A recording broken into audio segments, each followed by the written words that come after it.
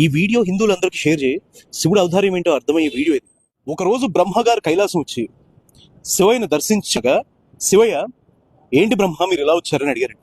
ఏం లేదు స్వామి, శ్మశానంలో ఉండే ఉగ్రభూతాలు సాయంత్రం అయిపోయిన వెంటనే సూర్యాస్తమయం అనంతరం అవి ఊర్ల మీద పడి జనాలని ధర్మాలను చేయకుండా వాళ్ళ ధర్మాలను చేయకుండా అవి అడ్డుకుంటున్నాయి. పూజలు పునస్కారాలు చేసుకోకుండా వాళ్ళని సజావుగా బతకనివ్వకుండా వాళ్ళ జీవితాల్ని పాడు చేస్తున్నాయి.